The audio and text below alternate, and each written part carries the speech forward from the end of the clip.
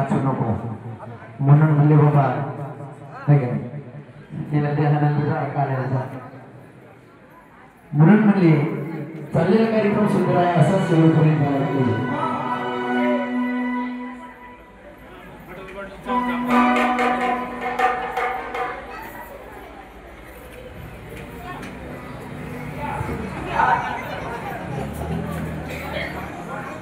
म्हणून म्हणले बाबा कंपनी म्हणले जाईल त्यांनी दोघांनी म्हणजे विचार केला आणि मांडवगण फराटा येथे आज हा अष्टमीचा कार्यक्रम संपन्न होत आहे.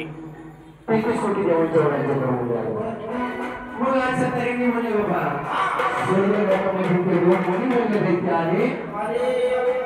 म्हणजे 33 कोटी देवाला आव्हान करू लागले. काय बघा 33 कोटी देवाला त्यांनी आव्हान केलं.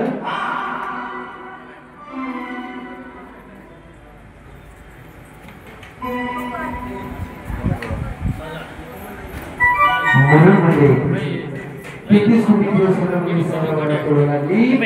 आणि पुन्हा म्हणजे महादेवाकडे गेले.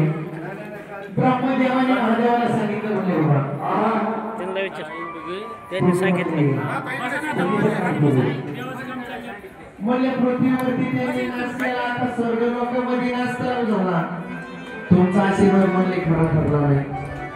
तुम्ही म्हणले चुकीचं केलं याचं निवारण तुम्ही करा नाही तर म्हणले 33 कोटी दिवस यांना ही संपवल्याशिवाय राहणार नाही. मग मनी म्हणले दैत्य म्हणले पूर्ण पृथ्वी तलावरती आले.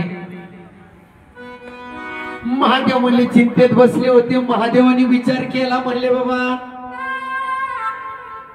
म्हणले जर 33 कोटी दिवस यांना घाबरत असेल तर याला पर्याय केला पाहिजे. ब्रह्मदेवाचा 8वा पुत्र म्हणले नारद स्वामी.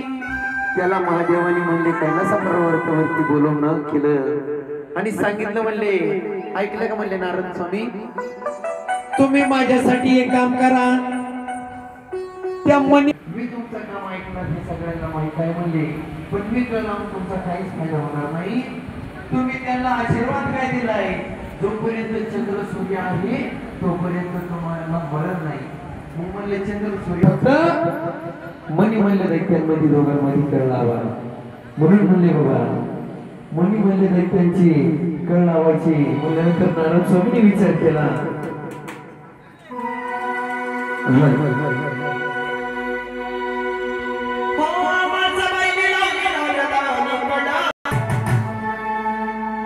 दिवनी गला चला पुराला